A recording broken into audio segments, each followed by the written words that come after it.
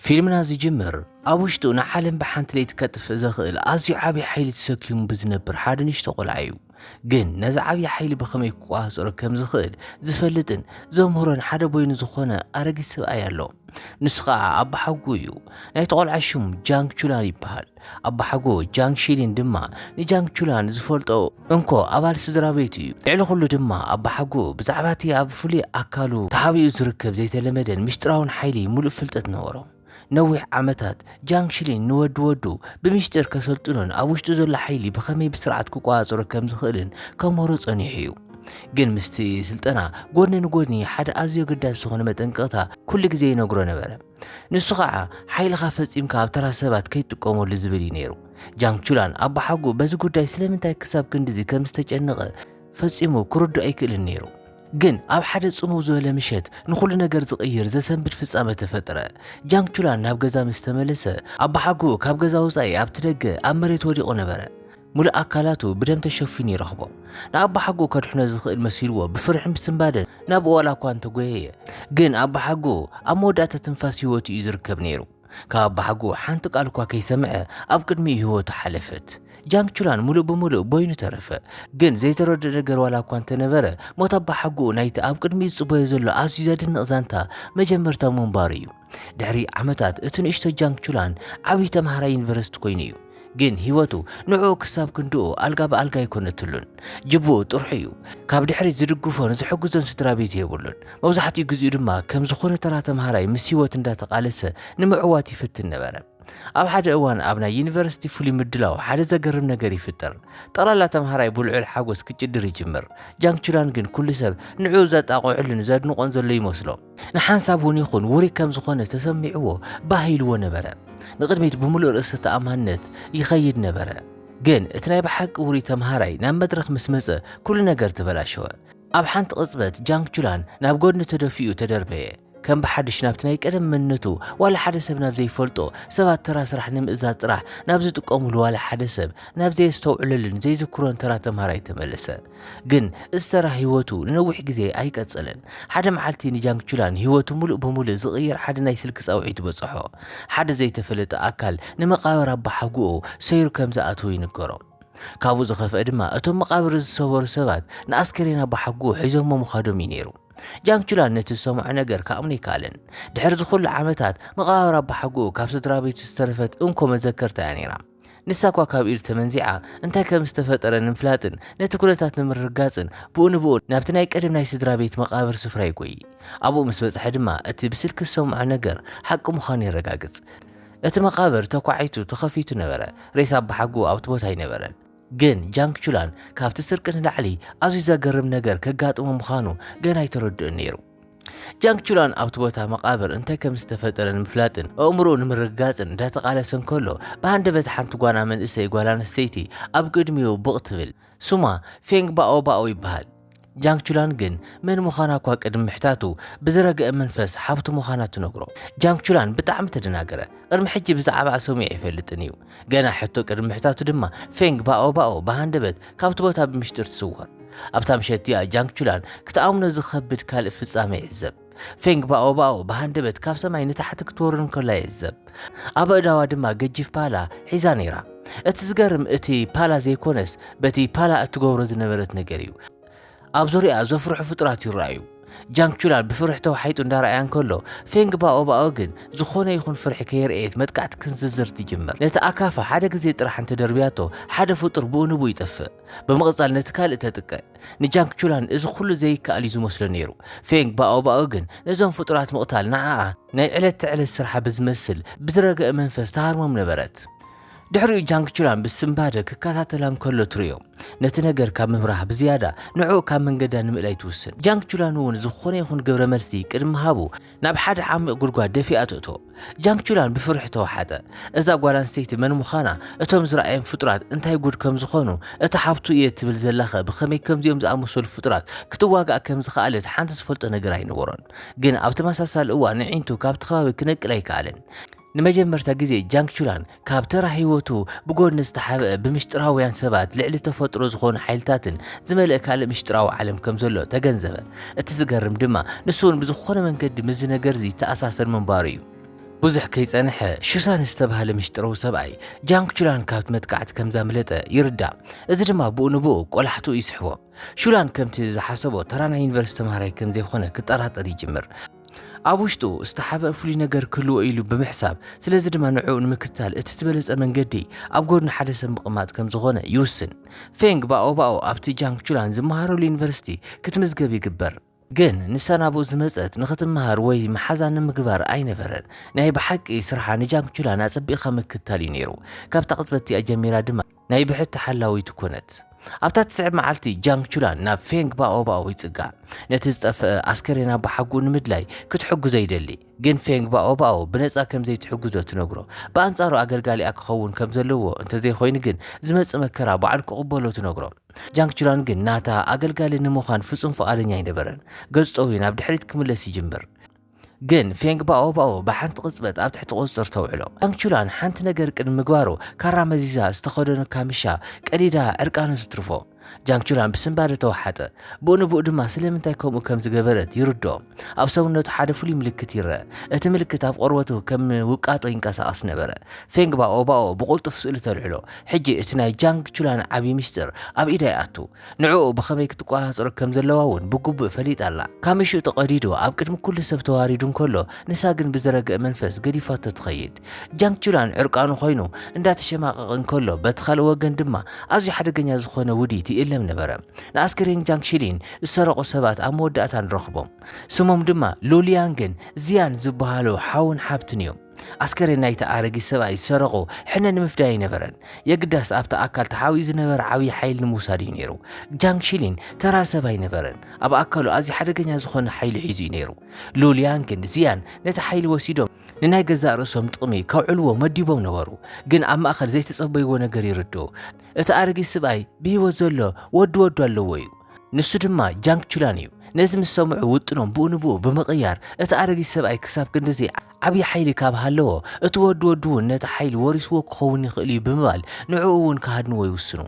እዚ ከምዚ ኢሉ እንከሎ ኣብቲ ጃንግ ቹላን ዝመሃረሉ ዩኒቨርሲቲ ዘዘራርቡ ወረታት ይዝርግሑ። ኣብቲ ቅድሚ ቁሩብ ግዜ ዝተፈጠረ ፍጻመ ዕርቃኑ ዝተረኣየ ምስጢራዊ መንእሰይ መን ምዃኑ ኩሉ ሰብ ይዕልል ነበረ። ገሊኦም ብኣንጻሩ ከም ጅግና እዮም ዝርእይዎ ነይሮም። ንጃንግ ቹላን እዚ ነገር ዘሐጉስ እኳ እንተነበረ ዘይተጸበየ ነገር ግን ይፍጠር።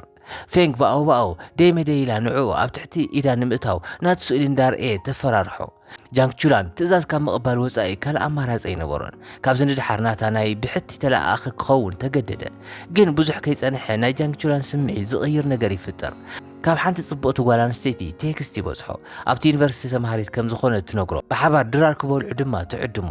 ጃንግ ቹላን ብስንባድን ብሓጎስን ተዋሓጠ። ካብ ጽቡቓት ኣዋልድ ቆላሕታ ምርካብ ንዕኡ ሓዱሽ ነገር ስለ ዝኾነ ብኡ ንብኡ ይሰማማዕ። ግን እዚ ጸላእቱ ዘዳለውዎ መጻወድያ ምዃኑ ገና ይትረድእን ነይሩ። ንሳ ከምቲ ዝበለቶ ብሓቂ ተምሃሪት ኣይነበረትን። የግዳስ ርእሳ ሓቢኣ ዝመጸት እዚያ እያ ነይራ። ንጃንግ ቹላን ካብታ ዩኒቨርሲቲ ኣርሒቓ ናብ ሓደ ጽሙው ዝበለ ቦታ ትወስዶ። ኣብኡ ምስ በጽሑ ጃንግ ቹላን ነገራት ትኽክል ከም ዘይኾኑ ይግንዘብ። እቲ መንገዲ ብምሉእ ብዘፍርሑ ፍጡራት ተኸቢቡ እዩ ነይሩ። ጃንግ ቹላን ተታሊሉ እዩ። እታ ጽብቕቲ ጓል ምስኡ ንምዝንጋዕ ዘይኮነስ ናብ መጻወድያ ንምእተውያ ተጠቒማትሉ ነይራ። ኣብ ተመሳሳሊ እዋን ፌንግ ባኦባኦን ሹላንን ናይ ጃንግ ቹላን ምስዋር የስተውዕሉ። ብቁልጡፍ ኣንፈቱ ተኸታቲሎም ኣብቲ ቦታ ይበጽሑ። ግን ኣብኡ ምስ በጽሑ ናይ ሉሊያንግ ሰባት ኣቐዲሞም መጥቃዕቲ ክስንዝሩ ጀሚሮም ነበሩ። ናቶም ዕላማ ግን ንጃንግ ቹላን ምቕታል ጥራሕ ኣይነበረን። የግዳስ ኣብ እምሮ ጃንግ ቹላን ብዛዕባ ብሓጉኡ ዝተኣከቡ ተዘክሮታት ሰይሮም ብምእታው ነቲ ምስጢር ካውፅዎ ይደልዩ ነበሩ። እቶም ሰባት ንምስጢር ጃንግ ቹላን ካብ እምርኡ ንምውፃእ እንዳተቓለሱ እንከለዉ ፌንግ ባኦባኦ ብፍጥነት ትበጽሕ። ሓንቲ ግዜ እኳ ከየጥፍአት ብቐጥታ ናብቲ ከቢድ ባእስ ተኣቱ። እቶም መጥቃዕቲ ዝሰንዘሩ ሰባት ንጃንግ ቹላን ሒዞም ብመኪና ክሃድሙ ክብሉ እንከለዉ ፌንግ ባኦባኦ ብረታ መዚዛ ብናይ ብርሃን ፍጥነት መጥቃዕቲ ትስንዝረሎም። ነታ መኪና ድማ ንኽልተ ብምግባዕ ደው ተብላ። ናይ ፌንግ ባኦባኦ ዝገርም ጥንካረ ዝረኣየ ሉሊያንግ ኣብኡ ምጽናሕ ሓደገኛ ምዃኑ ተረዲኡ ንሳ ከይሓዘቶ ብቁልጡፍ የምልጥ። ግን ኩሎም ኣየምልጡን። ሹላን ነታ ተምሃሪት መሲላ ዝመጸት ጓል ኣብ ትሕቲ ቁጽር የውዕላ። እዛ ጓል እዚኣ ጃንግ ቹላን ስለምንታይ ናይ ኩሎም ቀንዲ ዕላማ ከም ዝኾነ ትፈልጥ ትኸውን እያ። ድሕሪ እዚ ኩሉ ዘፍርሕ ፍጻመ ጃንግ ቹላን ናዶው ናብ ዝበሃል ቦታ ይውሰድ። ካብ ደገ ክትሪኦም ከለኻ ናደው ተራ ናይ ኣቑሑ መጓዓዝያ ኩባንያ ይመስል ግን እዚ ሽፋን ጥራሕ እዩ ነይሩ ኣብ ድሕሪ ናደው ልዕሊ ተፈጥሮ ዝኾነ ሓይሊ ዘለዎም ሰባት ዘጸንዕ ምስጢራዊ ትካል እዩ እዚ ሓይሊ እዚ ቺ ካብ ዝበሃል ፍሉይ ምንጪ ሓይሊ ዝመጽእ ኮይኑ ንዑ ክቆሃፀሮ ዝኽኣል ሰብ ተራ ሰባት ክገብርዎ ዘይኽእሉ ዓበይቲ ነገራት ክገብር ይኽእል እዩ ጃንግ ቹላን ኣብ ውሽጡ ብዛዕባ ዘሎ ምስጢራዊ ሓይሊ ንጹር መብሪ ክወሃቦ እዚ ንመጀመርታ ግዜ እዩ ነይሩ ብምቕጻል ንመራሒ ናይቲ ጨንፈር ሹዚያን ይፋለጥ ሹዚያን ንጃንግ ቹላን ዘሰንብድ ሓቂ ይነግሮ ንሱ ንመንነት ኣባሓጉኡ ብግቡእ ይፈልጦ ነይሩ እዩ ግን እቲ ዓብዪ ዜና ንሱ ኣይነበረን ነቲ ኣስከሬን ኣባሓጉኡ ዝሰረፈ ሉልያን ክኸውን እንከሎ ካብ ኳንሺንግ ንዝበሃል ምስጢራዊ ትካል ከም ዝሰርሕ የፍልጦ እዚ ትካል ነዊሕ ዓመታት ንስድራ ቤት ጃንግ ቹላን እንዳሃደነ ዝጸንሐ ሓደገኛ ጉጅለ እዩ ድሕሪኡ ጃንግ ቹላን ካልእ ዘድንቕ ሓቂ ይሰምዕ ናይ ኣባሓጉኡ ስም ጃንግ ሽሊን ኣይነበረን ናይ ብሓቂ ስሙ ጃንግ ሆይ እዩ ነይሩ ቅድሚ ዓመታት ጃንግ ሆይ ምስ ትካል ኳንሺንግ ተዋጊኡ ሓያሎ ኣባላቶም ቀቲሉ ነበረ ካብቲ ግዜ ጀሚሩ እቲ ትካል ንዕኡ ምድላይ ኣያቋረፀን ሕጂ ንሱ ስለ ዝሞተ ንስድራ ቤቱ ዝሃድኑ ዝነበሩ ሰባት ሕጂ ንዕኡ ንምጥፋእ ይመፁ ኣለዉ ጃንግ ቹላን ግን ንምምላጥ ኣይፈትንን ብኣንጻሩ ሓደ ቆራፅ ውሳነ ይወሰነ ኣብ ልዕሊ ኣባሓጉኡ ብዝበፅሕ ነገር ተሓታቲ ዝኾኑ ሰባት ኩሎም ሕነ ንምፍዳይ ከምኡ እውን እቲ ዘደንቕ ሓይሊ ንምቁፅጻር ናብ ትካል ናደው ክጽንበር ወሰነ ግን ንምድላው እኳ እኹል ግዜ ኣይረኸበን ኣብታ ምሸት እቲኣ ቲያንሺ ካብ ዝበሃል ሓያል ቀቢላ ዝመፁ ወከልቲ ብሃንደበት ጨውዮም ይወስድዎ ናይቲ ጉጅልኦም ሓያል ተዋጋኢ ጃንግ ሊንግዩ ዝበሃል ሓደገኛ ሰብ እዩ ነይሩ ንጃንግ ቹላን እሱር ገይሩ ጥራሕ ክሓድጎ ኣይደለየን የግዳስ ጥንካርኡ ንምፍታን ብዘይርሕራሕ መጥቃዕቲ ይስንዝረሉ ጃንግ ቹላን ብሓይሊ ተሃሪሙ ምስ ግዙፍ እምኒ ይጋጮ ጃንግ ቹላን ብዝኾነ መንገዲ ብእግሩ ደው ንምባል ዋላ እኳ እንተተቃለሰ ኢዱ ንምሃብ ግን ፍጹም ፈቃደኛ ኣይነበረን ርእሱ ንምክልኻል ዘለዎ ሓይሊ ብምሉእ ተጠቐመ ግን እዚ ንዕኡ ንምድሓን እኹል ነበረን ጃንግ ሊንግዩ ካብኡ ብዕጽፊ ዝበለጸ ሓያል እዩ ነይሩ ብሓያል ኣስማታዊ ኢድ ኣብ መሬት ለጢፉ ብምሓዝ ሙሉእ ብምሉእ ኣብ ትሕቲ ቁፅሩ ኣውዕሎ ጃንግ ቹላን ክንቀሳቐስ እኳ ኣይከኣለን እቲ ውግእ ዛብቅዐ ይመስል ነይሩ ኣብታ ቅጽበት እቲኣ ግን ፌንግ ባኦባኦ ኣብቲ ቦታ ትበጽሕ ኣብ ርሕቐት እኳ እንተነበረት ጃንግ ቹላን ኣብ ሓደጋ ከም ዘሎ ተረዲኣ እያ ነይራ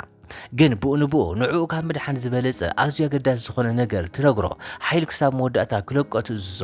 ንጃንግ ቹላን ናይ ቆልዕነት ተዘክሮ ኣብ ቅድሚኡ ድቅን ይብሎ ኣባሓጉ ኩሉ ግዜ ኣብ ኢዱ ናይ ብሩር ላስቲክ ክገብር የገድዶ ነይሩ እዩ እዚ ተራ ላስቲክ ኣይነበረን ብኣንጻሩ ኣባሓጉ ኣብ ሓይሉ ዝገበሮ ቁፅፅር ዘርኢ ምልክት እዩ ነይሩ ኣባሓጉ ንዓመታት ሓይሉ ሓቢኡ ክነብር ከምህሮ ጸኒሑ እዩ ግን ሕጂ ጃንግ ቹላን ሓይሉ ምሕባእ እንተቐፂሉ ርእሱ ንምክልኻል ዘኽእሎ ጥንካረ ፍጹም ከም ዘህልዎ ይግንዘብ ብመሰረት ድማ ኣብ ኢዱ ዘሎ ናይ ብሩር ላስቲክ በጢሱ ይድርብዮም እቲ ላስቲክ ኣብ ዝተበጠሰሉ ቅጽበት ኣብ ኣካሉ ተሓቢኡ ዝነበረ ሓይሊ ከም እሳተ ጉመራ ነተጎ ጻዕዳ ናይ መብረቕ ሓይሊ ብሃንደበት ካብ እዳው ወፀ ኣብ ዙርኡ ዘሎ ጸዓት ኣዝዩ ሓያል ካብ ምዃኑ ዝተልዓለ ጃንግ ሊንግ እኳ ብስንባደ ተዋሓጠ እቲ ቆልዓ ከምቲ ዝሓሰቦ ቀሊል ከም ዘይኮነ ተረዲኡ ከም ብሓድሽ ከቢድ መጥቃዕ ሰንዘረ ኣብዚ ግዜ እዚ እቲ ውግእ ኣዝዩ ሓደገኛን ዘፍርሕን ኮነ ክልቲኦም ወገናት ብልዕል ሓይሊ ብምፍላም እቲ ከባቢ ናብ ናይ ውግእ ሜዳ ተቐየረ ግን ነገራት ካብ ቁፅር ወፃኢ ቅድሚ ምዃኖም ፌንግ ባኦባኦ ኣብ ማእኸል ኣትያ ነቲ ውግእ ጠጠው ተብሎ ጃንግ ሊንግዩ ኣብ መወዳእታ ኣመነ ጃንግ ቹላን ብሓቂ ኣዝዩ ዓብዪ ክእለት ኣለዎ ኣብ ከረንቲያን ኣብ ዝካየድ ዓብዪ ውድድር ማርሻል ኣርት ንምስታፍ ዘኽእሎ ዕድል እውን ይረክብ ግን እዚ ተራ ውድድር ኣይነበረን ጃንግ ቹላን ብዛዕባ ኣባሓጉኡ ምስጢራዊ ዛንታ ብዝበለፀ ንኽርዳእ ክሕግዞ ይኽእል እዩ እቲ ሓቂ ንምፍላጥ እንተደልዩ እውን ኣብቲ ውድድር ካብ ምስታፍ ወፃኢ ካልእ ኣማራፂ ኣይነበሮን እቲ ቀንዲ ጸገም ግን ንምድላው ዘለዎ ግዜ 48 መዓልታት ጥራሕ ምዃኑ እዩ ነይሩ ብኡንብኡ ንፌንግ ባኦባኦ ንጃንግ ቹላን ክተሰልጥኖ ትጅምር ግን ኸ ንዕኡ ምልምማድ ከምቲ ንሳ ዝሓሰበቶ ቀሊል ኣይነበረን ፌንግ ባኦባኦ ኣብ ቀረብኡ ኣብ ትኾነሉ ግዜ ኩሉ ጃንግ ቹላን ናብኣ ካብ መጥማት ክቁጠብ ኣይከኣለን ነይሩ ኣብቲ ስልጠና ትኹረት ካብ ምግባር ብዝያዳ ንዓ እናረኣያ ሓሳቡ ይስራቕ በዚ ምክንያት ድማ ሓይሉ ዘይተረጋግዕ ይኸውን መጥቃዕታቱ መስመሮም ስሒቶም ይባላሸው ፌንግ ባኦባኦ በዚ ነገር ትቁጣዕ ጃንግ ቹላን ድማ ብርእሱ ተስፋ ቆሪጹ ኣብ መወዳእታ ነቲ ኩነታት ምጽዋር ሲኢኑ ነቲ ከባቢ ገዲፉ ይኸይድ ኣብታ ምሸትያ ጃንግ ቹላን ብተስፋ ምቑራጽ ኮይኑ ብመስተ ይሰክር ኣብ መንገዲ እንዳተንገዳገደ ክኸይድ እንከሎ ፋንግሺያን ዝተባሃለት ሓንቲ ጽብቕቲ ጓል ትረኽቦ ናብ ገዛኣ ክትወስዶ ብምውሳን ድማ ሒዛቶ ትኸይድ ግን ጃንግ ቹላን ምስ ተበራበረ ርእሱ ዝረኸቦ ኣብ ተራ ገዛ ኣይነበረን ብኣንጻሩ ኣብ ዓብዪ ናይ 5 ኮኾብ ዘለዎ ቅንጡ ክፍሊ እዩ ነይሩ ስድራ ቤታውን እንተኾኑ ተራ ሰባት ኣይነበሩን ኣብቲ ሃገር ካብ ዘለዋ ኣዝየን ሓያላት ቀቢላታት ቲያንሺ ሓንቲ እዮም ነይሮም ብዙሕ ከይጸንሐ ኣቦኣ ንፋንግሺያን ምስ ጃንግ ቹላን ይራኸብ ንዑ ካብ መፍርራሕ ብዝያዳ ብዝረግዕ መንፈስ ሓደ ሕቶ ይቕርበሉ ጃንግ ቹላን ናብ ወገኑ ክጽንበር ጓሉ ተመርዒ ድማ ናይ ስድራ ቤት ኣባል ክኸውን ይሓቶ ጃንግ ቹላን ኣብ ማእኸል ክልተ ከበድቲ ምርጫታት ተረፈ በቲ ሓደ ወገን ፌንግ ባኦባኦን ምስኣ ዘሎ ሓደገኛ ዓለምን በቲ ካልእ ገጽ ድማ ዝሓሸን ዝተረጋግዐን ህይወት ዘቕረበሉ ሃብታም ስድራ ቤትን እዩ እዚ ከምዚ ኢሉ እንከሎ ፌንግ ባኦባኦ ናይ ገበነኝነት ስምዒት ክስማዕ ጀመረ ንጃንግ ቹላን ኣዝያ ከም ዝፀቐጠቶን ራሕሪሕዋ ዝኸደ ድማ ብሰንካ ምዃኑ ተኣምን መሓዙታ ንሳ ክንደይ ከም ዝተረበሸት ብምርኣይ ንዓኣ ኣመኽንዮም ልቢ ጃንግ ቹላን ንኽትምልስ ዝሕግዛ ሓደ ውጥን የውፅኡ ግን ኣብ ማእኸል ኣቋሪፃቶም ፌንግ ባኦባኦ ነቲ ጉዳይ ብናታ መንገዲ ክትውድእ ትውስን ናብ ግቢ ጸላእታ በይና ትኸይድ ንሓለውቲ ሓደ ብሓደ እንዳጥቅዐት ጃንግ ቹላን ዘለዎ ትበጽሖ ጃንግ ቹላን ምእንትኡ ክትብል ነዚ ኩሉ መንገዲ ቆሪፃ ምምጻኣ ከኣምን ኣይከኣለን ግን ንምዝራብ እኳ ግዜ ኣይነበሮምን ኣብታ ቅጽበት እያ ጸላኢ ብሃንደበት ኣብ ልዕሊ ጃንግ ቹላን መጥቃዕቲ ይስንዝር ፌንግ ባኦባኦ እቲ መጥቃዕቲ ክመጽእ እንከሎ ትርእዮም ንኻልኣይ ግዜ እውን ከይሓሰበት ኣብ ቅድሚ ጃንግ ቹላን ብምዝላል ነቲ መጥቃዕቲ ብኸብዳ ትቕበሎ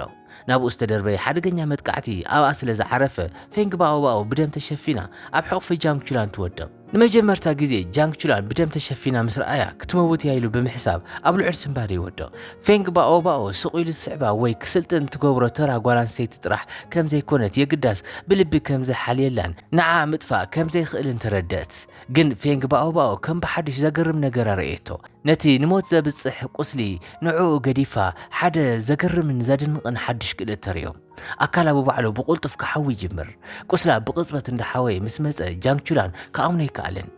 ፌንግ ባኦባኦ ሕጂ እውን ብሂወት ኣላ ሕጂ ካብቲ ስልጠናን ሓላፍነትን ክሃድም ከም ዘይኽእል ተረዲኡ ኣሎ እቲ ዓብዪ ናይ ካራቴን ማርሻል ኣርትን ውድድር ድማ ይቐርብ ኣሎ ክፍጸም ዝግባእ ዓብዪ ቃል ኣትዮም ኣለዉ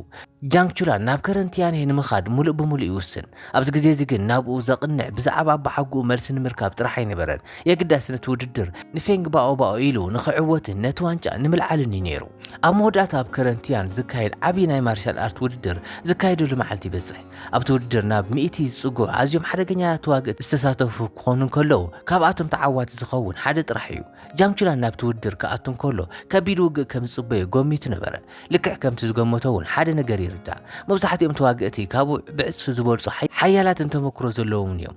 ሓይሉ ጥራሕ ተጠቒሙ ክስዕሮም ከም ዘይኽእል ይፈልጥ እዩ ስለዚ ድማ ጃንግ ቹላን ናይ ውግእ መይልኡ ብህፁፅ ይቕይሮ ባህላዊ ተዋጋኢ ማርሻል ኣርት መሲሉ ካብ ምግጣም ብዝያዳ ኣእምሮኡን ብልሓቱን ክጥቀም ይጅምር ነተቐናቐንቱ ዝተፈላለዩ ሜላታት እንዳታለለ ክፉት ቦትኦም ከም ዕድል ይጥቀመሉ ገሊኣቶም ድማ ጭራሽ ከይተንከፍዎ ይስዕሮም ነበረ ወኢሎም ሓዲሮም ጃንግ ቹላንን ፌንግ ባኦባኦን ተሓባቢሮም ንሓደ ካብቶም ተዋግእቲ ብሂወቱ እንከሎ ትሕቲ መሬት ይቐብርዎ ዋላ እኳ ብጭካነ ዝተመልአ ስጉምቲ እንተኾነ ውጥኖም ግን ሙሉእ ብምሉእ ይሰርሕ ነበረ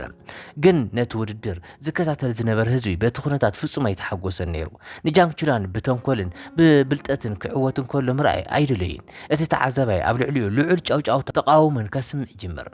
ንዕኡ ከም ጅግና ዘይኮነስ ሕጊ ዘየኽብር ኣታላሊ ተዋጋኢ ገይሮም ጥራሕ እዮም ዝርእይዎ ነይሮም ግን ጃንግ ቹላን ንተቃውሞ ናይቶም ሰባት ሓንተይ ኣይግደሰሉን ነይሩ ናቱ ዕላማ ብሂወት ምጽናሕን ንቕድሚት ምጓዓዝን ጥራሕ እዩ ነይሩ ኩሉ ሰብ ትኹረቱ ኣብቲ ውድድር ገይሩ እንከሎ በቲ ካልእ ወገን ድማ ኣዝዩ ሓደገኛ ነገር ይፍጠር ነበረ ካብ ከረንቲያኔ ኣዝዩ ርሒቑ ኣብ ዝርከብ ቦታ ወኪል ኳንሽንግ ኣዝዩ ዘፍርሕ ውዲት ክእልሙ ይርአ ክልተ ኣሕዋት ነንሕድዶም የጋጭዎም እቶም ኣሕዋት ተገዲዶም ነንሕድዶም ክዋጉ ይግበር ኣብ መወዳእታ ድማ እቲ ሓደ ነቲ ካልእ ሓው ብግፍዒ ይቐትሎም እቲ ነገር ብዝበለፀ ዘኽብዶ ድማ እቲ ብሂወት ዝተረፈ ሓው ብዝሰርሖ ግፍዒ ዝኾነ ይኹን ናይ ጣዕሳ ስምዒት ዘይምርኣዩ ነይሩ ኣባል ኳንሽንግ ነዚ ኣጋጣሚ ብምጥቃም ነቲ መንእሰይ ናብ ጉጅለኦም ይጽንብርዎም እዚ ፍጻሜ ሓደ ነገር ንጹር ይገብር ኳንሽንግ ደዋ የበሉን ብኣንጻሩ ኣብ ድሕሪት ዓብዪ ሰራዊት ይሃንጹ ነበሩ ብዙሕ ከይጸንሐ ጃንግ ቹላን ብዛዕባ ፌንግ ባኦባኦ ዘለዋ ራእያ ብምሉእ ዝቕይር ዘስካሕካ ሓቂ ክሰምዕ እዩ ነይሩ ኣብ እዋን ውድድር ኣብ ዝተኻየደ ሓደ ግጥም ሓደ ዝገርም ነገር ይፍጠር ጃንግ ቹላን ብሃንደበት ምስ ናይ ኣባሓጉ ተዘክሮ ብቐጥታ ይራኸብ ኣብ መጀመርታ ዝረኣየ ነገር እንታይ ምዃኑ ክርዳእ ኣይከኣለን ነይሩ ግን ድሕሪ ሒደት ደቂቃታት እቲ ዝረኣየ ነገር ሙሉእ ብምሉእ ደንዝዩ ዝክተርፍ ይገብሮ ኣብ ቅድሚ ኣባሓጉ ደው ኢላ ዝነበረት ጓል ኣንስተይቲ ፌንግ ባኦባኦ እያ ነይራ ከምቲ ትረኻ እንተደኣ ኮይኑ ንጃንግ ሸሊን ዘቐተለቶ ባዕላ ፌንግ ባኦባኦ እያ ነይራ ጃንግ ቹላን ነዚ ንምእማን ፍጹም ፈቓደኛ ኣይነበረን ምክንያቱ እቲ ነገር ዋላ ሓደ ትርጉም ኣይህቦን ነይሩ በቲ ግዜቲ ፌንግ ባኦባኦ ጓል 8 ወይ 9 ዓመት ዝኾነት ንእሽቶ ቆልዓ እያ ነይራ ብኸመይ ሓንቲ ህፃን ቆልዓ ከም ጃንግ ሸሊን ዝኣመሰለ ዓብይን ሓያልን ተዋጋኢ ክስዕርን ክትቐትልን ትኽእል ጃንግችላን ኣብ ድሕሪኡ ካልእ መብሪ ክህሉ ከም ዘለዎ ይፈልጥ እዩ ብመሰረት እዚ ድማ ኣብቲ እዋን እንታይ ከም ዝተፈጠረ ይፈልጥ እዩ ኢሉ ንዝሓስቦ እንኮ ሰብ ንምርካብ ይኸይድ ንሱ ድማ ዳይሬክተር ሹ እዩ ነይሩ ግን ዳይሬክተር ሹ ኣብ ኣፋፍ ሞት እዩ ዝርከብ ነይሩ ጃንግችላን ግን ሕጂ እውን እንተኾነ ሓቂ ክነግሮ ኣጥዊቕ ኢሉ ሙኖ ኣብ መወዳእታ ዳይሬክተር ሹ ህይወቱ ቅድሚ ሕላፋ ኩሉ ነገር ክነግሮ ይውስን ቅድሚ ብዙሕ ዓመታት ጃንግችላን ቅድሚ ሙላዱ ኣብ ሓንቲ ንእሽቶ ቁሸት ሓንቲ ምስጢራዊት ንእሽቶ ጓል ብቕ በለት ስማ ኣባኦ ይበሃል ነይሩ ትኸደሉ ቦታ ስለ ዘይነበራ ሓደ ሕያዋይ ስድራ ቤት ረኺቡ ተቐበላ ንቕርብ ግዜ ኣባኦ ቅድሚ ሕጂ ሪኣቶ ዘይትፈልጥ ነገር ረኸበት ንሱ ድማ ምውቕ ዝበለን ዝተረጋግዐን ገዛ እዩ ነይሩ ምስ ስድራ ቤት ብሓጎስ ምንባር ጀመረት ግን እቲ ሰላማዊ ህይወት ነዊሕ ግዜ ኣይቀጸለን ኣብ ሓደ ጥንኩር መዓልቲ ጉሒላታትን ግብረ ሽበራውያንን ኣብታ ቁሸት መጥቃዕቲ ሰንዘሩ ኣባኦ ዝሕልዋን ዝንከባኸብዋን ሰባት ብጭካነ ክቆተልን ክቕጥቆጡን ብዒን ተራእየት ኣብታ ንእሽቶ ጓል ገለ ነገር ብሃንደበት ተራእየ ብኡን እውን ናብ ውግእ ኣተወት ግን ካብዚ ንድሓር ዝተፈጠረ ነገር ንኹሉ ዘድንቕ እዩ ነይሩ ኣባኦ ንርእሳ ጥራሕ ኣይኮነትን ትከላኸል ነይራ የግዳስ ነቶም ዘጥቅዕዋ ጉሒላታት ብምልኦም ብዘይ ዝኾነ ይኹን ፍርሕን ምሕረትን ኣጥፈአቶም ህዝቢ ናይታ ቁሸት ሽዑ እታ ጓል ተራ ከም ዘይኮነት ተረዱ ኣብ ውሽጢ ኣዝዩ ዘፍርሕን ዓብይን ሓይሊ ነይርዋ እዩ ግን ብዛዕባ ኣባኦ ዘገርም ነገር እዚ ጥራሕ ኣይነበረን ዓመታት ክሓልፉ ይጅምሩ ኣብ ዙርያ ዘለዉ ሰባት ብምልኦም ክኣርጉን ከለዉ ኣባኦ ግን ሓንቲ ኣይተቐየረትን ነይራ ኣይተዓብን ኣይተኣርግን ልክዕ ከምታ ዝነበረታ ንእሽቶ ጓል ኮይና ተረፈት ህዝቢ እታ ቁሸት በብቁርብ ክፈርሕዋ ጀመሩ እቲ ዝዓበየትሉ ገዛ ምስጢራ ከየውፅእ ብምስጋእ ንዓዓ ካብቲ ከባቢ ከርሕቕዋ ይውስኑ ኣባኦ በይና ክትከይድ ተገበረ ዝሃብዋ እንኮ ነገር ድማ ሓድሽ ስም ጥራሕ እዩ ነይሩ ንሱ ድማ ፌንግ ባኦ ይበሃል ካብታ ፍጻመቲኣ ጀሚራ ፌንግ ባኦ ን10 ዓመታት ዝኣክል ብምሉእ በይና ነበረት ኣብ መወዳእታ ኣብ ሓደ በዓቲ ምንባር ጀመረት ኣይተኣርግን ምግቡን ጠሚዋ ማይውን ጸሚእዋ ይፈልጥን ግዜ ንቕድሚት ምጓዓዝ ቀጸለ ፌንግ ባኦ ግን ልክዕ ከምቲ ዝነበረቶ ተረፈት ግን ድማ ድሕሪ ብዙሕ ዓመታት ሓደ ዘይተጸበይናዮ ነገር ይፍጠር ዳይሬክተር ሹ ከም ብሓድሽ ረኸባ ንሱ ንዓኣ ክረኽባ እንከሎ ንመጀመርታ ግዜ ኣይነበረን ክልቲኦም ህፃናት እንዳሃለዉ ይፈልጣ እዩ ነይሩ ግን ድሕሪ እቲ ኩሉ ዓመታት ምስ ረኸባ ንሳ ኣዝዩ ሓደገኛ ኩነታት ውሽጢ እያ ነይራ ኣብ ኢድ ጉሒላታት ተታሒዛ እያ ነይራ ዳይሬክተር ሹ ኣድሒኑ ክተምልጥ ረዳኣ ሓድሽ ህይወትን መንነትን ሃባ ብምቕጻል ዳይሬክተር ሹ ነቲ ናይቲ ዛንታ ቀንዲ ክፋል ገለጸሉ ቅድሚ ዓመታት ኳንሽንግ ንጃንግችሊን ክቆትልዎ ኣብ መወዳእታ ረኸብዎ ብኸቢድ ኩነታት ቆሲሉ ኣብ ኣፍ ሞት እንከሎ ጃንግችሊን ንፌንግ ባኦ ረኣያ ብኡ ድማ መንነታ ፈለጠ ጃንግችሊን ናይ ብሓቂ መንነታ ቃሊዑ ሕሊፉ ክባ ይኽእል ነይሩ እዩ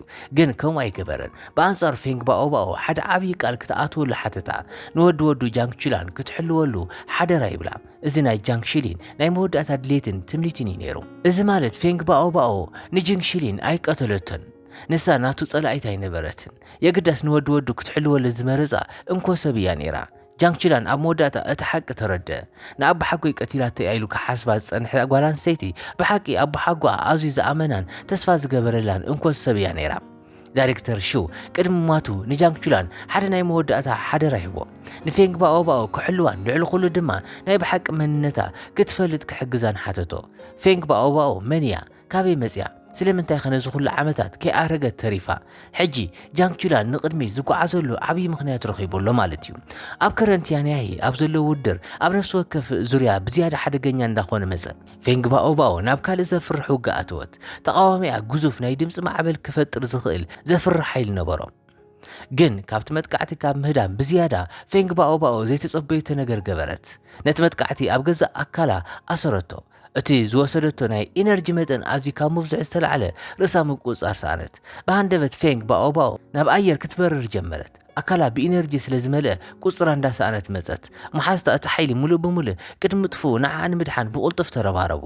ኣብታ ቅጽበት ኣብቲ ውድድር ካልእ ተዋጋኣይ ብቕ በለ ስሙ ዋንጌ ይበሃል ንዋንጌ ክትርእዮ ከለኻ ሓደገኛ ተዋጋኣይ ኣይመስልን ነይሩ ግን ሓንሳብ ውግእ ምስ ጀመረ ኩሉ ሰብ ንሱ ክንደይ ዘፍርሕ ምዃኑ ይርዳዩ ተቃወምቱ ይረባረብሉ ዋንጌ ግን ሓደ ብሓደ ብዘይ ዝኾነ ጸቕጢ የድቕቖም ናይ ሓይሊ ቁፅሩ ኣዝዩ ዘድንቕ ካብ ምዃኑ ዝተልዓለ መብዛሕትኦም ተዋግእቲ ብኸመይ ከም ዝገብረኳ ክርድእዎ ኣይክእሉን ነይሮም ድሕሪኡ ርእሱ ካብ ተወዳደርቲ ንላዕሊ ገይሩ ዝቆፅር ዝነበረ ምስ ጁገር ይገጥም ግን ዋንጌ ንዑ ኣዝዩ ብዝሕፍር ኩነታት ብምስዓር ውርደት የገልዎ ንሱ ድማ ናይ ዋንጌ ሓይሊ ንምርዳእ ኣዝዩ ይደሊ ስለ ዝነበረ ምሽጥሩ ንምምርማር እንዳተቃለሰ እውን ኣእምሮ ክሳብ ምስኣን ይበፅሕ ነበረ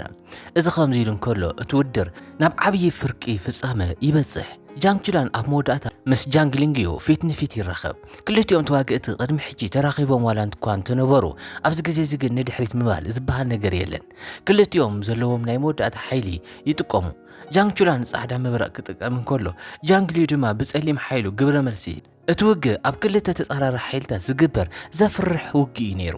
ካልኦት ተዋግእቲ ዝርእይዎ ነገር ከኣምኑ ይከኣሉን ጃንግቹላን ርእሱ ክሳብ መወዳእታ ደረት ይደፍእ ግን ጃንግሊንግዮ ኣዝዩ ሓያል እዩ ነይሩ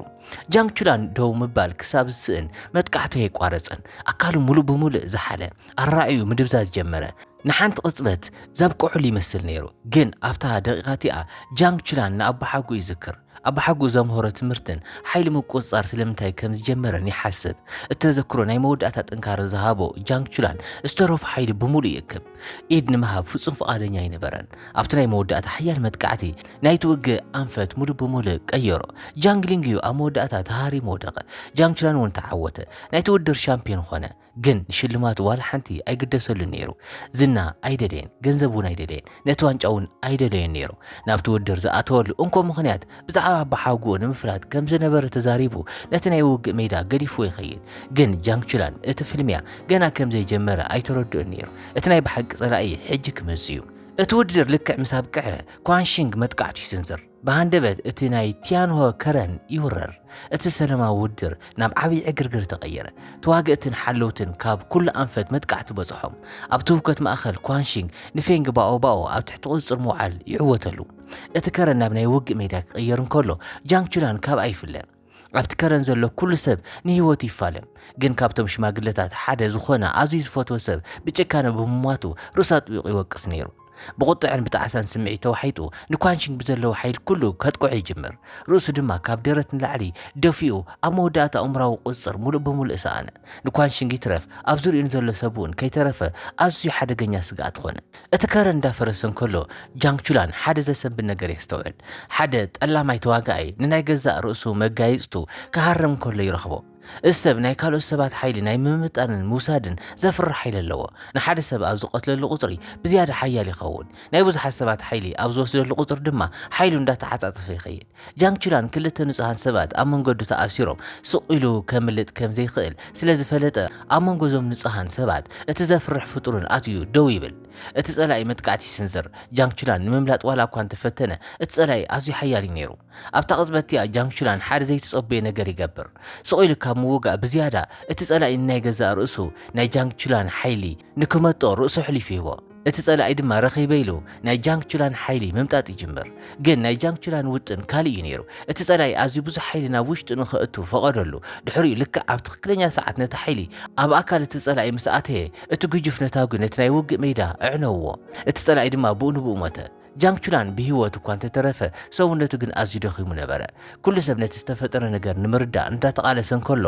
ኣብ ድሕሪ ኳንሺንግ ዘሎ ናይ ብሓቂ ዛንታ ኣብ መወዳእታ ክቃላዕ ይጅምር ጃንግቹላን እቲ ግጭት ካብ ዝገመቶን ላዕሊ ኣዝዩ ገፊሕ ምዃኑ ተረድአ ናይዚ ኩሉ ውዲት ጠንሳሲ ካብቶም መራሕቲ ኳንሺንግ ሓደ ዝኾነ ሉሊያንግ እዩ ነይሩ ሉሊያንግ ካብ ቀደሙ ከምዚ ዝኣመሰለ ጨካን ኣይነበረን ናይ ዝሓለፈ ታሪኹ ብቃንዛ ዝተመልአ እዩ ነይሩ ሉሊያንግ ኣብ ቆልዕነቱ ኣብ ዝዓበየሉን ጓናን ጨካንን ስድራ ቤት ውሽጢ ናይ ሓንቲ ፍልይቲ ጓል ኣንስተይቲ ደም ንሰባት ሓይሊ ከም ዝህብ ተፈለጠ ብመሰረት እዚ ድማ ስድራ ቤቱ ደም ናይታ ጓል ኣንስተይቲ እንዳወሰዱ ናይ ገዛእ ርእሶም ቆልዑ ይኸትብዎም ነበሩ ዕላምኦም ናታ ሓይሊ ሰሪቆም ናብ ደቆም ምትሕልላፍ እዩ ነይሩ ሉሊያንግ በዚ ዘስካሕክሕ ህይወት ተኸቢቡ ዓበየ ግን ቆልዕነቱ ዝሓሸ ዝገበረትሉ ሓንቲ ጓል ኣንስተይቲ ነይራ ስማ ዝያዋን ይበሃል ንሳ ናቱ ናይ ቀረባ መሓዛን ካብ ዝኾነ ሰብ ንላዕሊ ተሓልየሉ ጓልያ ነይራ ግን ሓደ ዘፍርሕ ነገር ተፈጠረ ኣካል ናይ ዝያ ብድዋሙን ዮንግ ብዝበሃል ጥንታዊ መንፈስ ተኣሰረ ሉሊያንግ ነቲ ሓቂ ኣይፈልጦን ነይሩ ሓንቲ ዝፈልጣ ነገር እታ ዝፈትዋ ጓል ብሃንደበት ከም ዝጠፍአት ጥራሕ እዩ ነይሩ ነዚ ድማ ናይ ገዛእ ርእሱ ስድራ ቤት ተሓተት ገበረ ሉሊያንግ ነፍሲ ምስ ፈለጠ ብገንዘብ ኣብ ልዕሊ ስድራ ቤቱ ብምዕማፅ ዝሃነፅኦ ኩሉ ነገር ዕነዎ ንስድራ ቤቱ ግን ኣያጥፍኦምን ነይሩ የግዳስ ሓይሉ ብምጥቃም ተዘክሮም ብሙሉ ኣጥፍኦ መንነቶም ደምሲሱ ባዶ ሬሳ ገበሮም ድሕሪኡ ሉሊያንግ ናይ ኳንሺንግ ቀንዲ መራሒ ኾነ ግን ኣብ ልዕሊ እዚኣ እንታይ ከም ዝተፈጠረ ሕጂ እውን ምፍላጥ ይደሊ ነበረ። ጃንግ ቹላንን ፌንግ ባኦባኦን ነቲ ሓቂ ምስ በጽሕዎ ኩሉ ነገር ተቐየረ። እታ ናይ ብሓቂ ድዋምንሞ ዮንግ ይረኽብዋ። ንሳ ኣብዚ ኩሉ ዓመታት ኣይሞተትን ነይራ። የግዳስ ብናይ ህይወት መናውሒ ምዕቡላት መሳርሒታት ሓገዝ ብህይወት ክጸንሕ ተገይራ ነይራ። ሉልያንግ ንሳ ብህይወት ከም ዘላ ምስ ፈለጠ እቲ ናይ ቀደም ቂሙን ጽሉን ከም ብሓድሽ ገንፊ ይወፀ። ንምጥፋእ እዚኣ ንዓታ ሓታቲት ብምግባር ዕላምኡ ሕነ ምፍዳእ እዩ ነይሩ። ግን ጃንግ ቹላን ነቲ ሙሉእ ሓቂ ምስ ተረድአ ሕነ ክፈዳ ኣይደለየ። ጃንግ ቹላን ፌንግ ባኦባኦን ኣብ ቅድሚ ሉልያንግ ፊት ንፊት ደው ብምባል ቅድሚ ዓመታት እንታይ ከም ዝተፈጠረ ንምፍላጥ ብሓባር ሓይሎም ክጥቀሙ ጀመሩ። ኣብቲ ግዜቲ እቲ ዓብዪ ምስጢር ክወፅእ ይጅምር። ጃንግ ቹላንን ካልኦትን ግዜ ብዝተፈለየ መንገዲ ናብ ዝሰርሕሉ ምስጢራዊ ዓለም ኣተው። ኣብቲ ቦታ ናይ ቀደም ተዘክሮታት ምርኣይ ይከኣል እዩ። ኣብኡ እያ ድዋሙ ዮንግ ናይ ብሓቂ ዕላማኣ ዘቃልዐቶም። ንሳ ሕነ ምፍዳይ ኣይደለየትን። ናይ ብሓቂ ዕላማኣ ፌንግ ባኦባኦ እያ ነይራ። ድዋሙ ዮንግ ነቲ ኣብ ውሽጢ ፌንግ ባኦባኦ ዘሎ ምስጢራዊ ሓይልን ህይወታን ትደልዮ እያ ነይራ። ኣካል እዚኣ ብምጥቃም ንፌንግ ባኦባኦ መጻወዲ ያዳለወትላ። ናይ ፌንግ ባኦባኦ ተዘክሮታት ዘጥፍእን ሓይላ ዝምንዝዕን ናብ ፍሉይ ቦታ ውሽጢ ክትኣቱ ገበረታ። ናይ ዝዋጋ ድማ ናይ ፌንግ ባኦባኦ ህይወት ምሕላፍ እዩ ነይሩ። ጃንግ ቹላን ነቲ ነገር ተረዲኡ ብቕልጡፍ ንዓኣ ንምድሓን ይፍትን። ግን ኣብ መንጎ ፌንግ ባኦባኦን ኣዝዩ ሓያል ናይ ሲሕሪ መንደቕ ደው ኢሉ ነበረ። ደጋጊሙ ሰይሩ ንምእታው ዋላ እንተፈተነ እቲ መንደቕ ግን ብኣንጻሩ ባዕሉ ከጥቁዕ ጀመረ። ግን ጃንግ ቹላን ፍጹም ስዕረት ንምእማን ፈቃደኛ ኣይነበረን። ፌንግ ባኦባኦ ንዑ ዝገበረትሉ ንዕኡ ብኸመይ ከም ዝሓለወተን ምንትኡ ክትብል ርእሳ ዝሰውአትሉን ግዜ ዘከረ።